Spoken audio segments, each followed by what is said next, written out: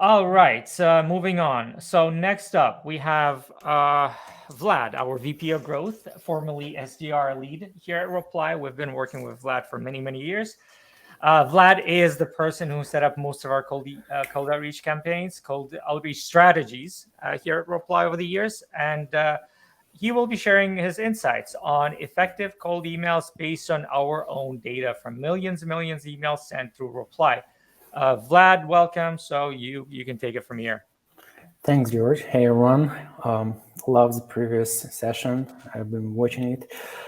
Love insights on the future of cold emails. There are tons of things happening right now, like deliverability, AI, personalization, warm up, more emails.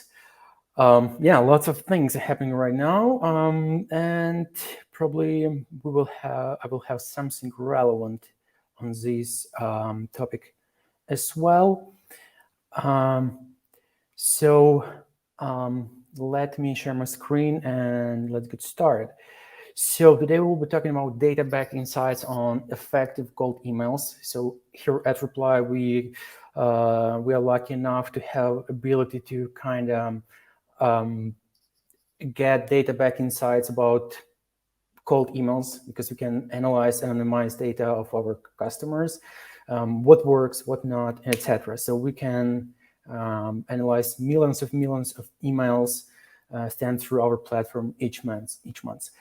So we will be talking about data-backed insights, right, on effective cold emails, what works, what not, and how basically I have seen this question in the chat a few times, like, how can I improve my replies? How can I get more replies? So probably I will be sharing some data-driven insights on this topic.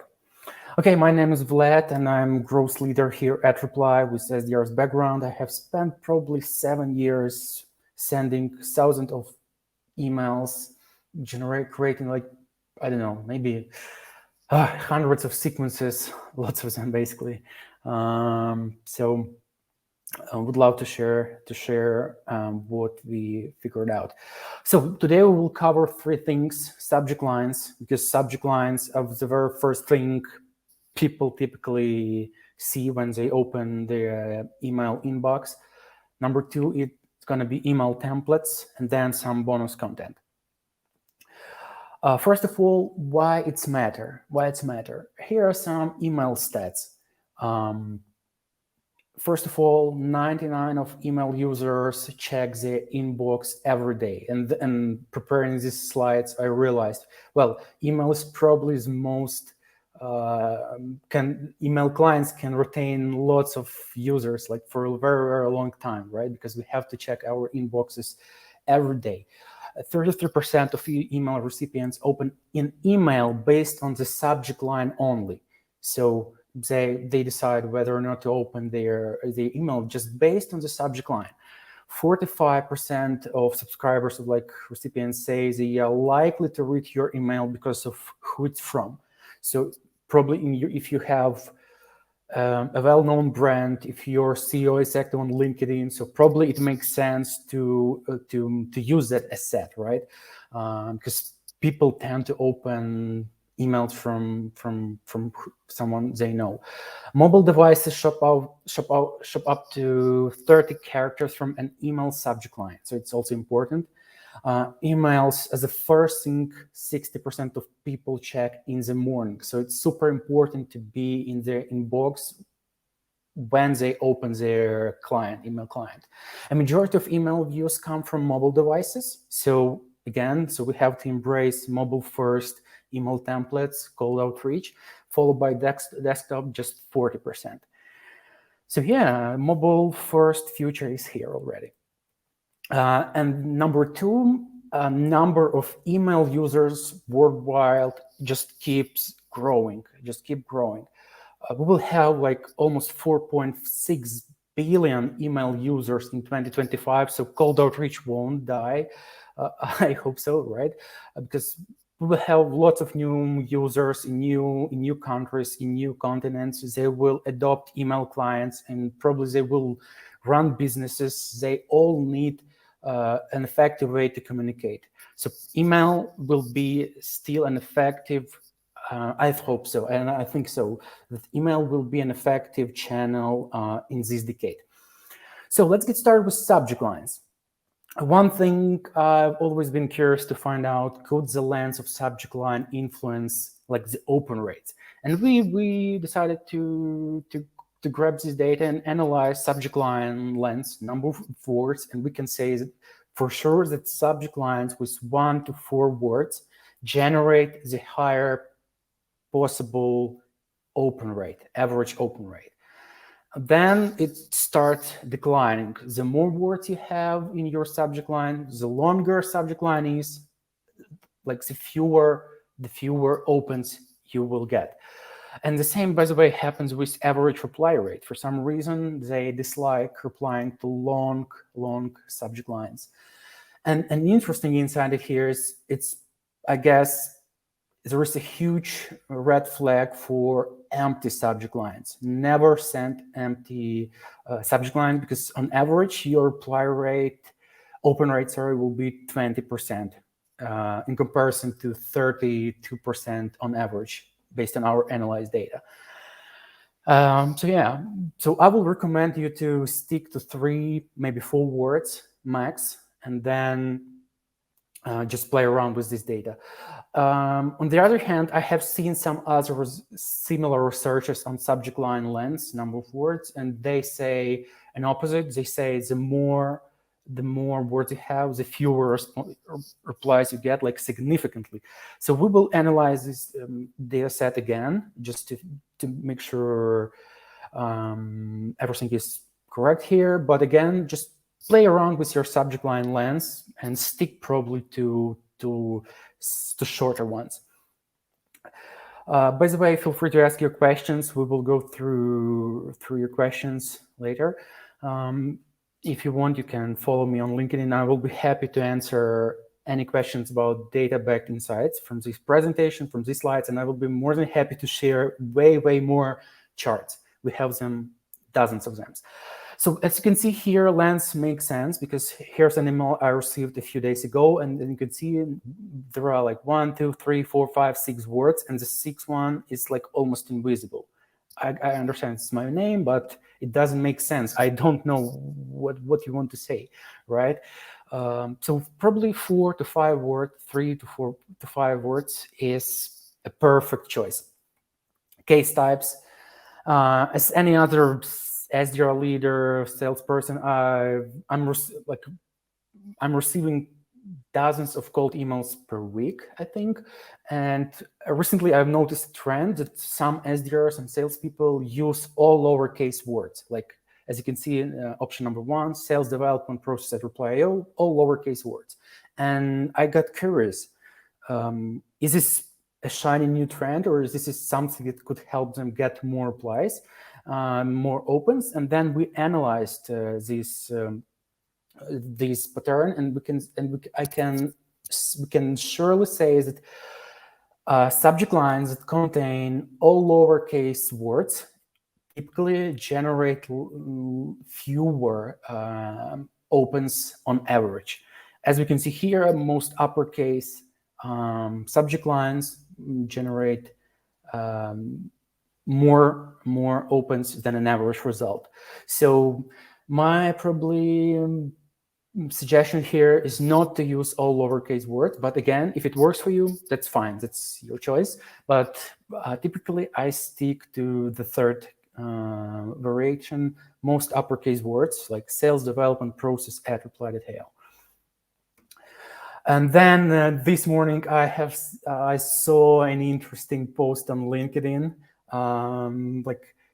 Someone said, hey, whoever invented the idea that salespeople should ask a quick question is genius, because this person can easily filter out all these generic cold outreach emails. And I have seen this as well. I have seen dozens of cold emails with this simple subject line, quick question, quick question. And we have analyzed this as well. As you can see here, typically this type of subject lines generates fewer opens on average. And more importantly, it generates fewer replies on average. On average, it's 3%, and if you use quick question, your average reply rate is 2.5%. The same with just question, quick chat. By the way, quick chat works better, but again, on average, reply rate is also lower here. Interesting that referral is cool because probably it's a warm email and it works. All right, let's move on and let's talk about email templates. Email templates. And again, length is super important. It's super important, probably the most important metric of your cold email template. Data says that in this case, less is indeed more. The email that contains less than 50 words, less than 70 words, something between 50 to 70 generates the highest possible reply rate and interested rate. So the longer email is, the fewer opens you get and the fewer replies you get. Probably my suggestion here is to stick to something between 50 to 70 words max. And it makes perfect sense. There is a study saying that on average, people spend reading brand emails an average like between 11 to 14 seconds. It's like, right, just 20% of a minute. Like, just imagine this, 11 seconds. Probably brand emails is something HTML edited, but again, I assume that cold outreach email is kind of brand email because you're a stranger, right? You want something from them, you reach out to them. Probably it's kind of, again, brand email. So if we assume that people spend reading emails 11 seconds from strangers, brand emails, then we use another chart that typically people like reading speed is 250 words per minute. It means that if we want to grab their attention for 11 seconds, our cold email should be 50 words max. Or if they read faster, it could be like something maybe between 70 to 100 words.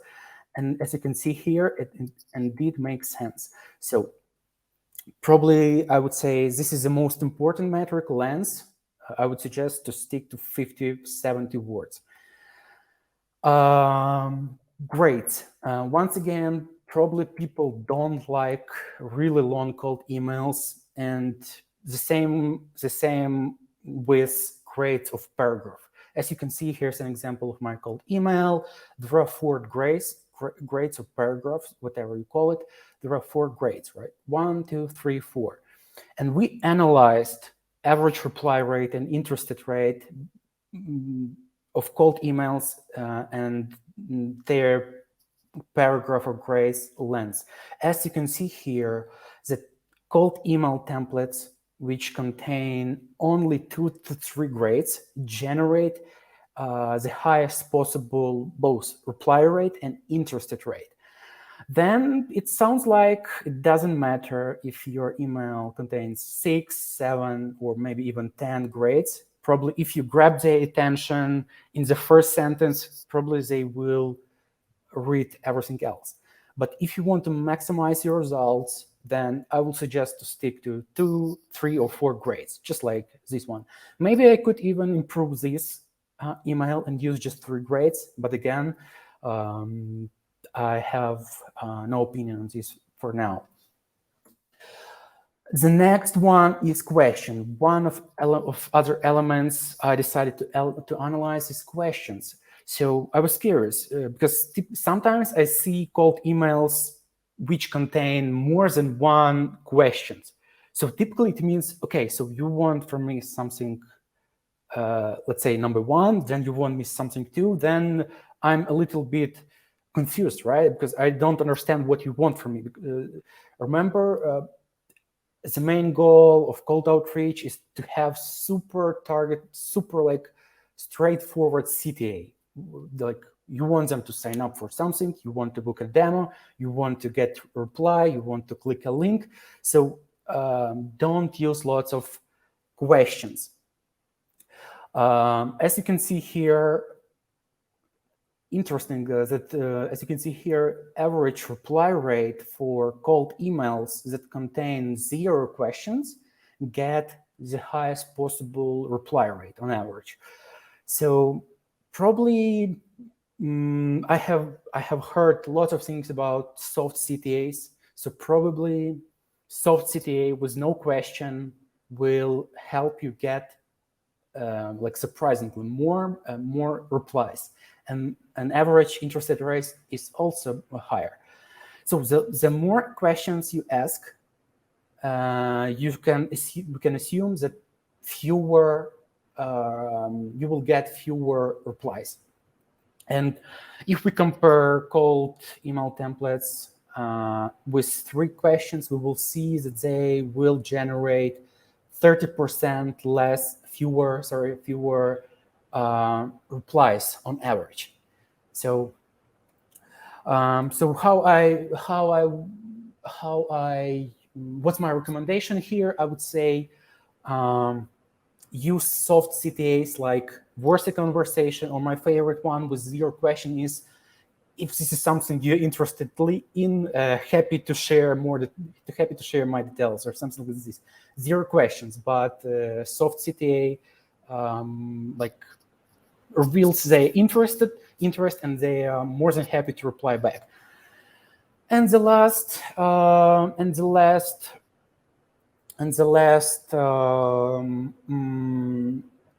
batch of things we decided to analyze for this webinar is for this event is content, whether or not pictures, links, GIFs influence your results. And as you can see here, indeed, 3 of them will decrease your average reply rate. And like totally makes sense, because sometimes links could contain, like, long tail URLs are not good for email providers. So probably that's the reason sometimes they send long tail URLs. GIFs, that's completely different story, because typically they weight a lot, maybe 100 kilobytes, or maybe sometimes even megabytes. So again, email providers dislike like heavy cold emails with heavy GIFs. The same with pictures. So my recommendation here for the very first cold email in your sequence in your cold outreach, just send blank emails with no pictures, with no GIFs. Let email providers think that it's not a spam. When they get used to your domain, to your email address, you can send maybe pictures or links in your second, third, fourth email follow-up. The same with links, but links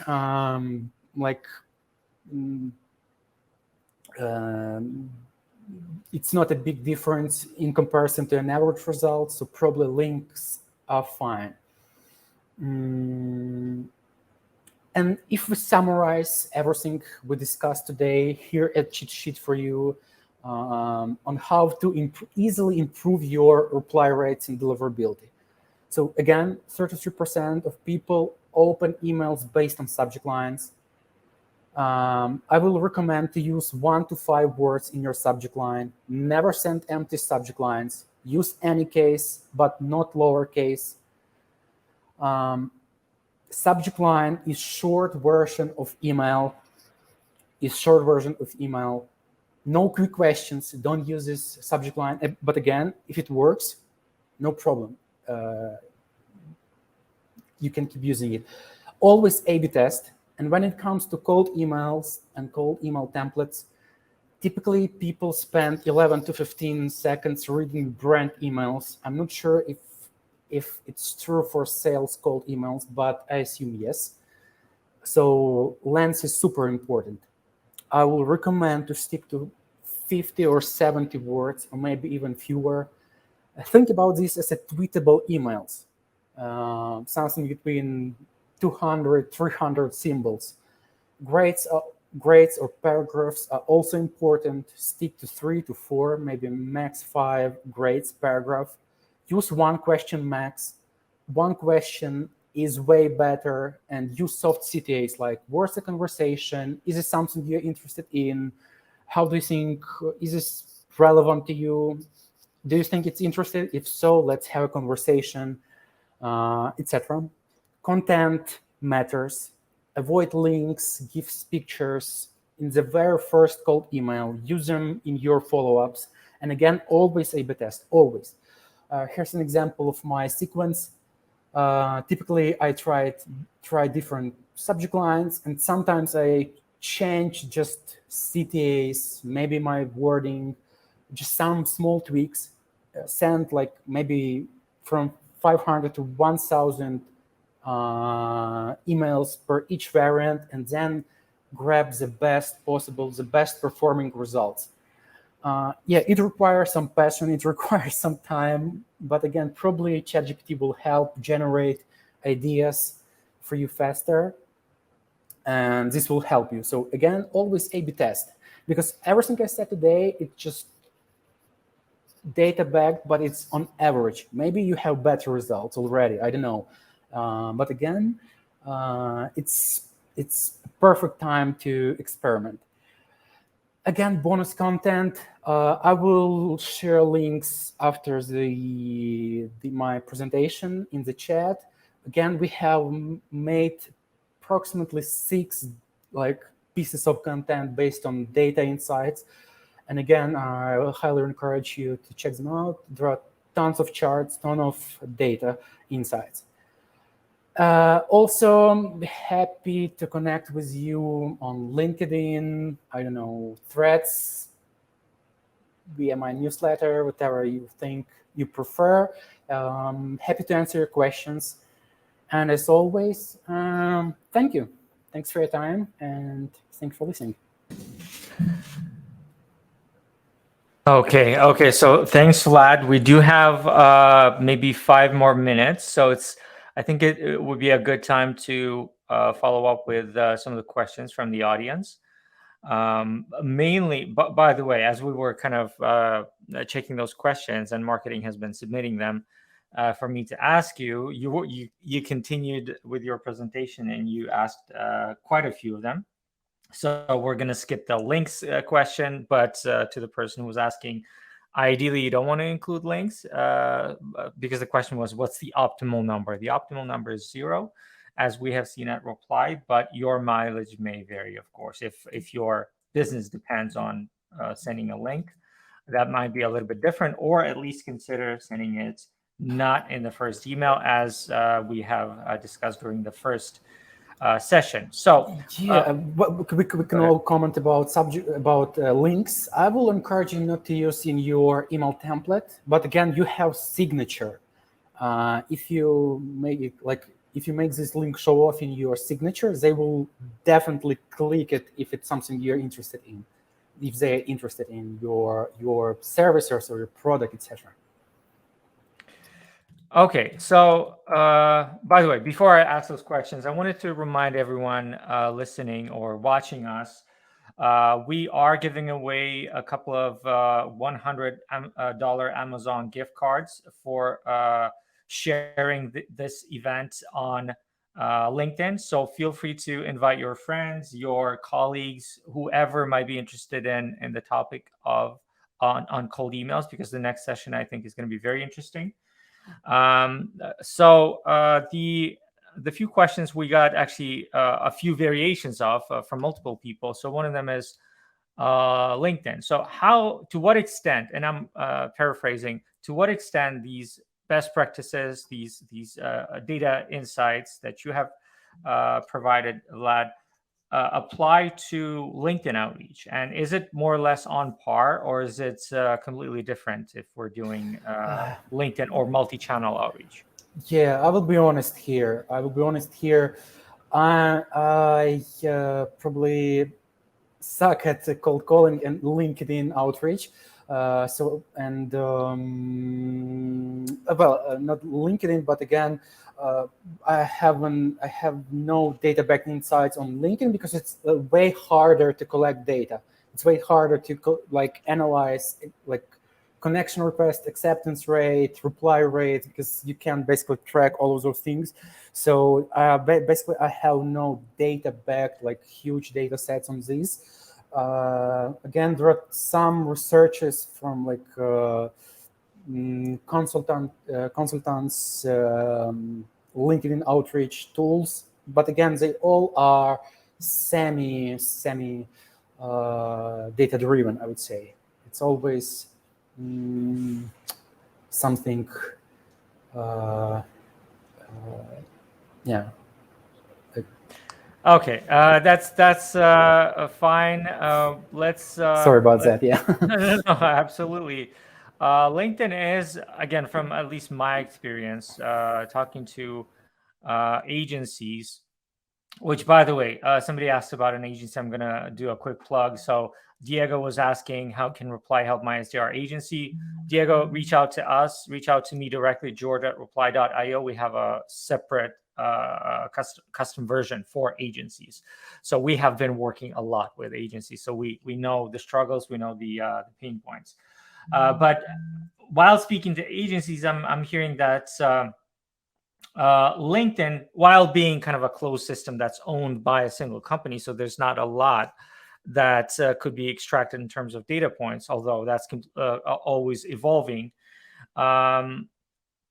Just based on what I've heard from Vlad's presentation, most, if not all of those approaches still work. You want to make it short. You want to make it as short as possible without making, without skipping the basics, which is the value, the context, the call to action, which should be extremely clear, and it should not be, people should not scroll on their phone in order to see what you want from them, because they will never scroll. And like we were talking about in the first session, you never want to start with a cookie cutter type of personalization that that hundreds, if not millions of beginner SDRs are using. So do your research. That's just my 2 cents. And the last one, Vlad, and we're going to be wrapping up. What about the timing? Have you analyzed anything about what time of day and day of week people should be sending their cold emails? Great question. We had our previous event on this. I had a presentation on this. There is an article and there is a PDF on Reply's website about timing. And if, long story short, I would recommend to send the first email on Tuesday, Wednesday, Thursday. You can use follow-ups you can send follow-ups on Monday and Friday, because typically they don't reply on follow-ups as good as their first email. And what we have seen that from 9 to 12, and then from 1 p.m. to 3 p.m. is perfect timing. And again, July, and in terms of months, July, August, and the end of December as the worst months for cold outreach. Replies 2x lower, something like that. Got it. Okay. Thanks, Vlad. I think that's a good wrap for this session.